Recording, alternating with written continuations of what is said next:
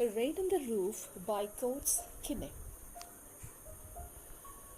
Dear children, I am back with yet another poem of your textbook, The Beehive, Rain on the Roof. Now, in this season of monsoon, particularly in this part of the world, it is a very common sight to experience a shower of rain. And listening to the rain on the roof obviously is a common experience for all of us. Now, in this poem, we will try to understand the poem and we will also get to see that is the implications of the rain on the roof. That is, we will get to know the kind of sentiment and emotion that the sound of rain on the roof triggers in the poet's mind. Before starting with the poem, let us know something about the poet. Coates Kinney was born in the year 1826 and he died in 1904. And he lived a full life where he donned various roles. He was a multi-talented person who was a skillful poet, a politician. In fact, he was a senator in the state of Ohio. He was a lawyer and also a journalist. During American Civil War, he also served in US Army. Moreover, he also had held several school teaching posts.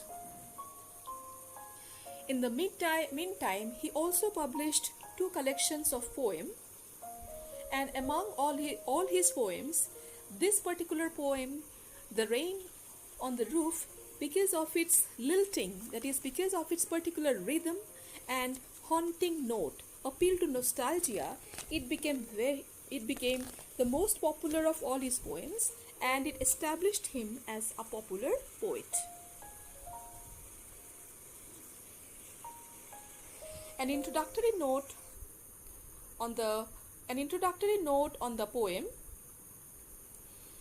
It is rightly said, a poem begins in delight but ends in wisdom, by Robert Frost. And this quote is very apt for this poem. This poem also begins with a delightful experience of the poet and it ends with a greater realization for the poet. This poem is an elegant representation of the subtle moments in life that go unnoticed amidst one's busy schedule. That is, in this poem, we get to know about the subtle moments of life that we generally don't notice when we are busy with our regular life. The poet talks about a surreal, that is almost magical feeling that rain brings along with lingering happiness of its soothing effect on human beings. That is, what can the soothing effect of rain trigger on human beings? The first stanza talks about the effects of the rain. The following steadily transcends into long forlorn memories of the poet's life. That is, the next 2 stanzas depict the nostalgia, that is, the nostalgic moments of the poet's life. Rain's effects re-established this association, that is, association of our past and present, and brings back nostalgic reminiscence, that is, and brings back some nostalgic memories. That is, there are various memories that lies buried in our heart which we generally ignore and we do not have time to remember. Now, in this poem, rain brings back the association. The poem reflects on the healing powers of rain, who are otherwise lost in the busybody personification of life. That is, when we are very busy and occupied in our regular life, we forget about the healing power of nature and of rain. So, this poem is a depiction of that. This slice of heavenly ruse to divert the minds of the materialistic beings grows to become an epiphanic moment for the poet. That is, this very moment, when the poet hears the sound of the rain, it becomes a moment of epiphany. That is, from the materialistic world, the poet takes rest or takes shelter in a moment where the sound of rainfall soothes him and makes him realize about the life and makes him realize some greater truth about the life.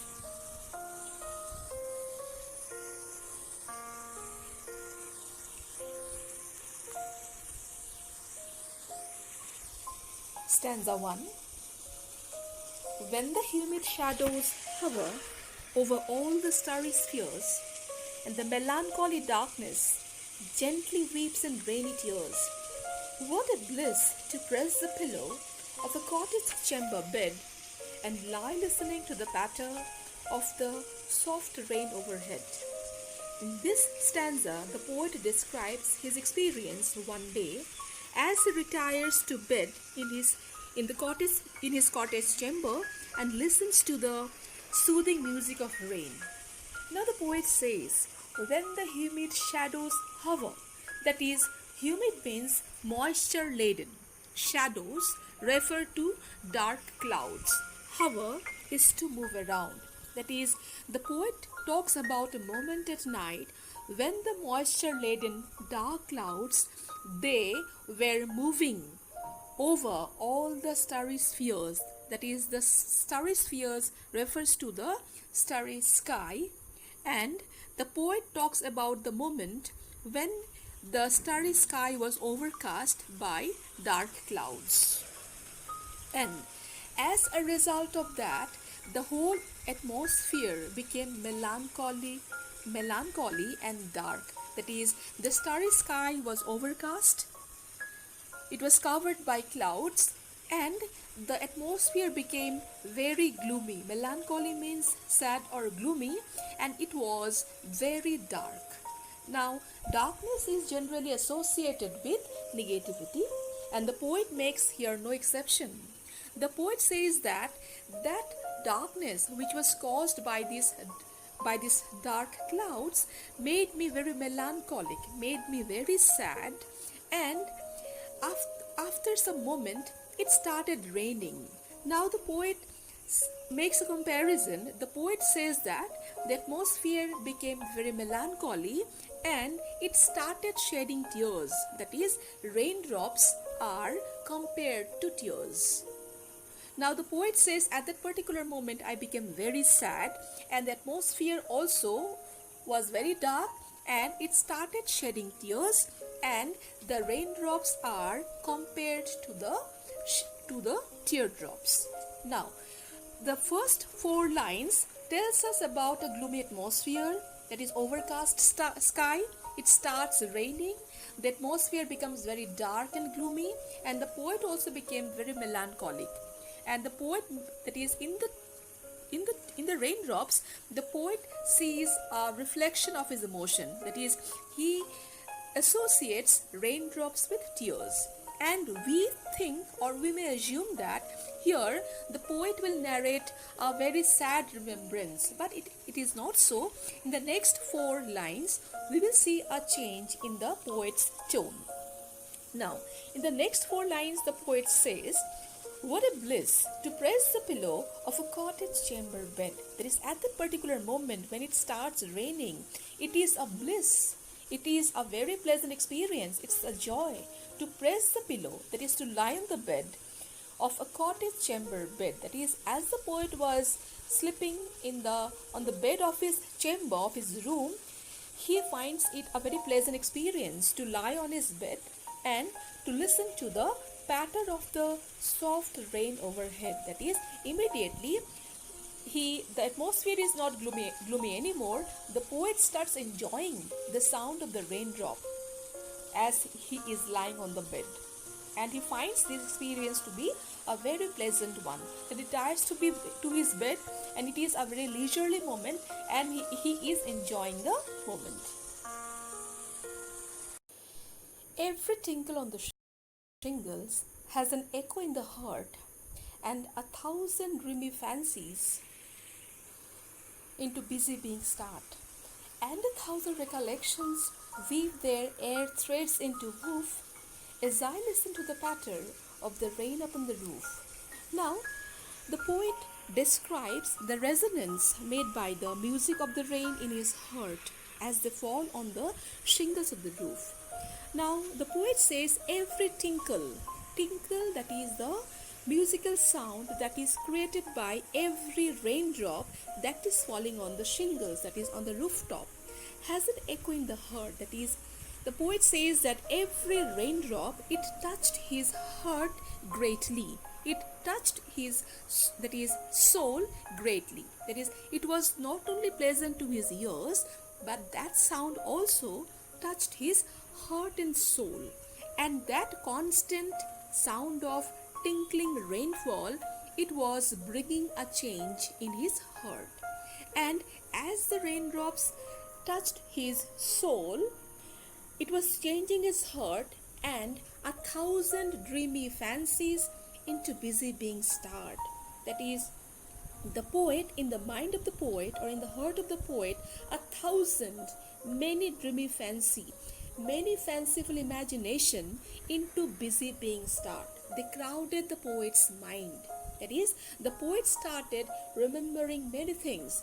He was having many imagination, dream-like fanciful imagination, which were crowding his heart. And 1,000 recollections weave their air threads into woof. Now the poet says he was having 1,000 many recollections, memories. That is, those dreams, they were his memories, the pleasant or maybe unpleasant memories of his old time. He became nostalgic, and those recollections weave their air threads into woof. Woof is a woven fabric. Now the poet makes a comparison. The poet makes a comparison of the memories with the threads. The way the multicolored threads, they are woven into a pattern, similarly the 1,000 recollections of the or the memories of the poet, they're weaving themselves, they're getting intertwined, and they are taking a beautiful patchwork of memories. That is, the memories that are coming to the poet's mind, they are not isolated. The memories are they are intertwined, and they have created a beautiful patchwork. Now, as I listen to the patter of the rain upon the roof, now this is happening when the poet is listening to the rain upon the roof.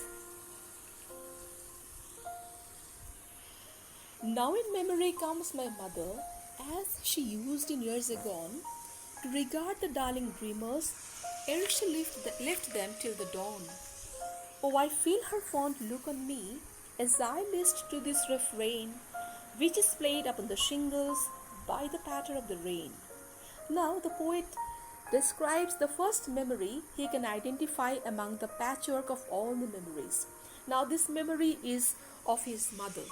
Now in memory comes my mother. That is, from the patchwork, from the pattern of the intertwined memories, he can identify the first memory, which is of his mother. Now he remembers, that is, in the years agone, that is many years ago, the way she, that is the poet's mother, used to come in their room at night to regard the darling dreamers. To regard means to watch intently and in a very affectionate manner at the darling dreamers. Darling dreamers are the dear ones of the mother, that is the poet and his siblings, who were dreamers, because at that particular point of time they would be dreaming, they were sleeping, and they were lost in their dream. So at that moment the mother would come at night and look at them very affectionately, and look at the dreamy faces of her own children. Ere she left them till the dawn. Before, ere means before, she left them till the dawn. That is, it was night and she will retire to her bed. So before she wakes up at dawn the next morning, she wanted to see her children and she wanted to look at their dreamy faces. Now, at that particular point of time, the poet says, I feel her fond look on me. That is, that fond memory of my mother, the way she used to look at us every night before she sleeps herself. I can immediately relive the experience. The experience becomes life. That is, I can almost feel her look at me, the way she used to look at me. It is this particular moment of rainfall, the soothing touch of it, makes the poet enliven that particular memory that was almost forgotten. The poet says, I feel her fond look on me. Now, as I am in this enjoying this moment, listening to the rainfall, I can almost relive the moment. I can almost feel my mother, the way she used to look at me, as I list to this refrain. List here means listen to this refrain. Refrain means repetitive rhythm. Here it refers to the constant rainfall. That is, rainfall has a particular rhythm, and as the poet is listening to this constant rainfall, which has a particular rhythm, the moment becomes alive for him, which is played upon the shingles by the patter of the rain. The poet says that the repetitive rhythm which is created by the rainfall on the shingles, that makes that moment almost alive, and the long lost memory comes back to the poet. The poet relieves the memory, and his mind is filled with a pleasant memory that was otherwise buried in the busy life. So the rainfall, rain on the roof, it is not only a pleasant sound for the poet, but here it signifies a greater role. That is, here we get to know about the soothing role of nature, and particularly of rain in our life, which makes us look at life with greater realization, which brings back some pleasantness of in our life by making us nostalgic, and by making us relive those fond old memories which otherwise lies buried in our busy life. Now, in order to enhance your understanding, let us discuss some of the word meanings. Humid shadows are moisture-laden dark clouds, that is, the dark clouds which are full of moisture. Hover is to move around. Starry sphere, it is starry sky. Melancholy, sad or gloomy. Bliss means joy or a pleasant moment. Chamber, room. Shingles, rectangular wooden tiles used on the roof. Fancies, fanciful imagination. Recollections are memories. Woof is woven fabric, it is a piece of cloth. Agone, ago, it is an old English word. Ere is another old English word which means before. List here means listen, it is also another old English word or archaic word. Refrain, it is a repetitive rhythm. Now, before conclusion, we will be discussing the poetic devices which has been used in this poem. First, alliteration. Alliteration, as everybody knows, it is the repetition of consonant sound. That is, remember, it is not vowel sound, repetition of consonant sound in two or more consecutive words. That is, the word has to be consecutive. Now, there are some examples in this poem which you will underline. Lie listening, busy being, darling dreamers, my mother. In lie listening, the sound law is repeated. Busy being, the sound boy is repeated, and likewise. Next one is personification, which you must be familiar with. Personification is a literary device where we treat a non-living thing as a living being. Now, in this poem, recollection is personified because now the line here is, 1,000 recollections weave their air thread into woof. That is, recollections are weaving. Similarly, darkness is personified because in this poem, in the first stanza, darkness is weeping in rainy tears. Refrain, repetition of lines or phrases. That is, one entire line may be repeated more than once, or a phrase may be repeated more than once for a musical effect. Now, in this poem, the particular phrase, lie listening to the patter, or as I listen to the patter, has been repeated to create a musical effect. Onomatopoeia, it means sound word, words which imitate the sound or the sounds that describe. Tinkle, It imitates the gentle musical sound of the rain droplets, patter, sound of raindrops falling on the roof. So these two words are the example of onomatopoeia. Now, transferred epithet. Epithet means an adjective, and transferred means an epithet is excuse me, transferred to some other place. Now, transferred epithet is a literary device where adjective means the epithet is used not with the noun it qualifies but with some other noun. That is, we use the adjective not with the noun it qualifies but with some other noun. The epithet or the adjective is transferred from its actual place to the other. For example, melancholy darkness in stanza 1. The poet was melancholy, not the darkness. But here, melancholy is used with the darkness. The poet became sad or gloomy, but not the darkness. Similarly, there are some other examples. For example, sometimes we say, I walked a lonely road. Now, I was lonely, not the road. So, this is an example of transferred epithet. Similarly, we also say, I had a sleepless night. The night was not sleepless, I was sleepless. But the sleepless is not used with me, but it is used with night.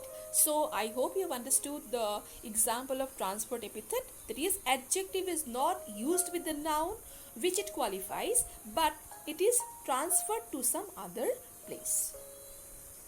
So that's all about the poetic devices that's used here. Now I hope everybody has understood the poem. Thank you everyone.